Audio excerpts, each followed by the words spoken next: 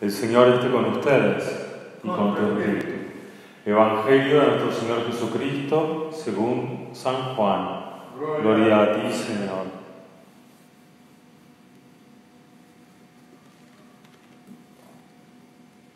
Jesús recorría la Galilea.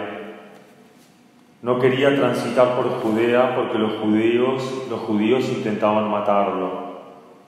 Se acercaba la fiesta judía de las Chozas. Cuando sus hermanos subieron para la fiesta, también él subió, pero en secreto, sin hacerse ver.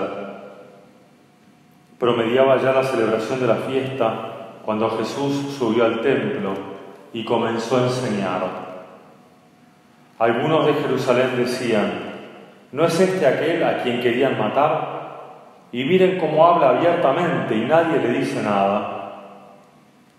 ¿Habrán reconocido las autoridades que es verdaderamente el Mesías? Pero nosotros sabemos de dónde es este. En cambio, cuando venga el Mesías, nadie sabrá de dónde es. Entonces Jesús, que enseñaba en el templo, exclamó: ¿así que ustedes me conocen y saben de dónde soy? Sin embargo, yo no vine por mi propia cuenta, pero el que me envió dice la verdad, y ustedes no lo conocen. Yo sí lo conozco porque vengo de él, y es él el que me envió. Entonces quisieron detenerlo, pero nadie puso las manos sobre él, porque todavía no había llegado su hora. Palabra del Señor. Gloria a ti, Señor Jesús.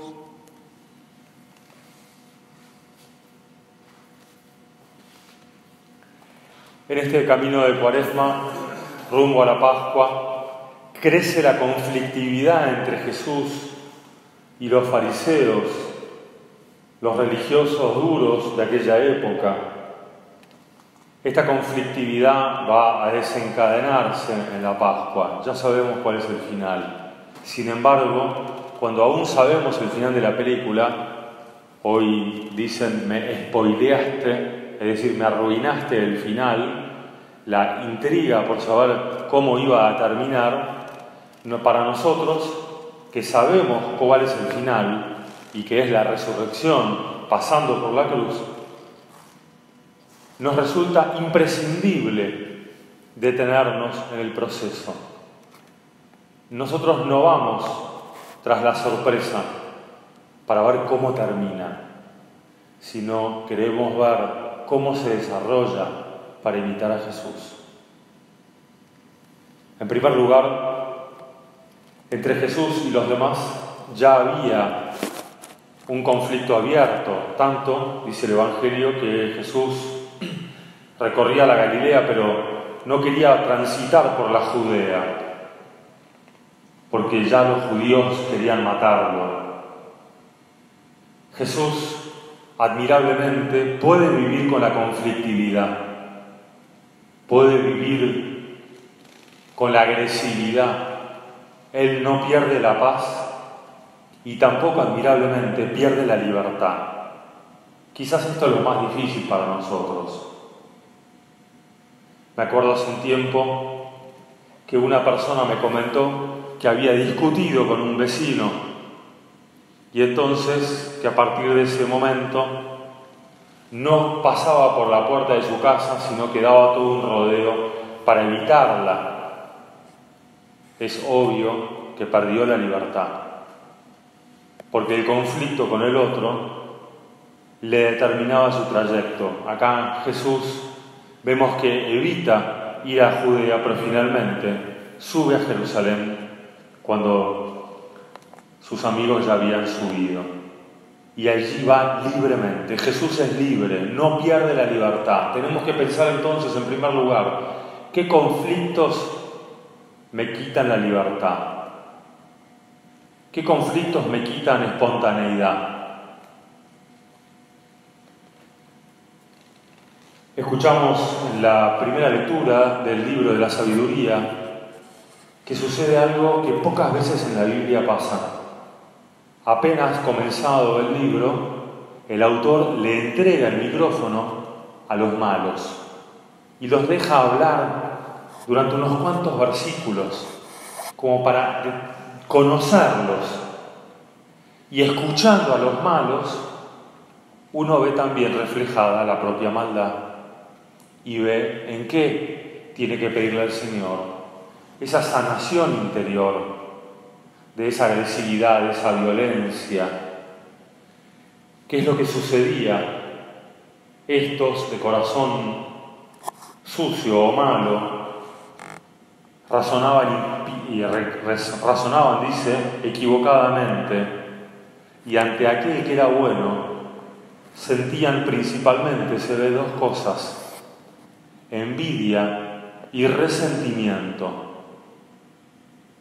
El resentimiento es una forma de envidia, pero es la forma agresiva de la envidia, que muchas veces es pasiva hacia afuera. A mí me impresiona cómo las personas grandes y buenas, cuando se van transformando en más grandes todavía, sufren el sentir la envidia, puesto que es un sentimiento muy indigno, pero es la amargura que brota en el corazón cuando ve que a otro le va mejor que a uno.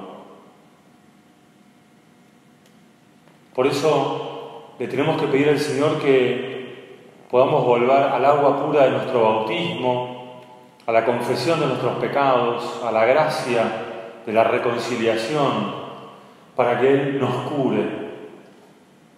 Hay como partes podridas adentro nuestro, y eso se ve en estas envidias ante el bueno, ante el que progresa, ante el que le va bien, ante el virtuoso, o el resentimiento, que como vemos lo quieren descalificar, lo insultan, quieren que sufra, y en un cuarto escalón ya procuran su muerte.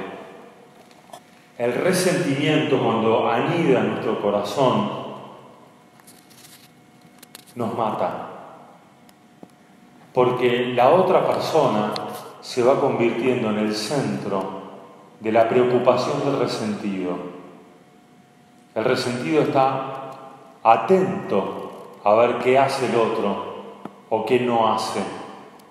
La santidad del otro le resulta molesta, le resulta afrentosa. Por eso es que dejamos a Jesús actuar, ir a Jerusalén y nosotros entenderlo a Él, para poder entender también el mal que está en nuestro corazón, que necesita ser redimido. En esto mismo estaba Jesús enseñando abiertamente y libremente, cuando los demás decían: pero bueno, entonces los demás en Jerusalén habrán reconocido que es el Mesías, pero no es el Mesías porque nosotros sabemos de dónde viene.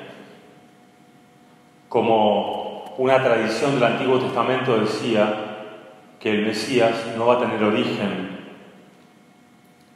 con ecos en Melquisedec, este sacerdote rey de Salem. Perdón, me estoy confundiendo con Matusalén. El Melquisedec, el sacerdote del que no se conocía el origen. Entonces, al no conocer el origen, se presumía que el origen era divino. De Jesús se conocía el origen, Nazaret. Entonces quedaba descalificado para ellos como Mesías. Y entonces ahí Jesús en el templo dice, grita, exclamó, es gritar. Jesús grita: así que ustedes me conocen y saben de dónde soy. Jesús les grita. A veces nuestros oídos no escuchan porque nuestro corazón está duro y está cerrado. Y necesitamos que nos griten. Necesitamos que Jesús nos grite, porque creemos conocerlo y muchas veces nos hemos hecho una imagen a nuestra medida, recortada, personal, pero que no es el mismo. Le pedimos entonces a Él que en su libertad nos vuelva a descolocar, y que si nos fabricamos una imagen de Él muy bonita y muy linda, pero que no es el mismo, Él nos grite para que podamos nosotros adecuarnos a Él y no en nuestra psicología débil, nosotros recortarlo para quedarnos tranquilos, creyendo conocerlo, saber cómo es Él. Pidamos entonces al Señor en esta tarde que en este camino de Cuaresma, mientras estamos tanto tiempo adentro en casa, hoy hablaba con una persona que manifestaba su irritabilidad al estar tanto tiempo adentro en casa y cualquier comentario del otro generaba susceptibilidad. Cuando estamos tanto tiempo adentro de casa, es muy probable que conozcamos muy bien todo lo que hay en nuestro corazón y esos sentimientos a los que sentimos indignos, bajos, pero tan nuestros, y que humillándonos nos obligan a abrir la mano y decirle al Señor: Señor, ayúdame, te necesito, curame, recomponeme, porque estoy enfermo, porque mis sentimientos no son sanos ni santos. Con humildad entonces sigamos este camino de Cuaresma.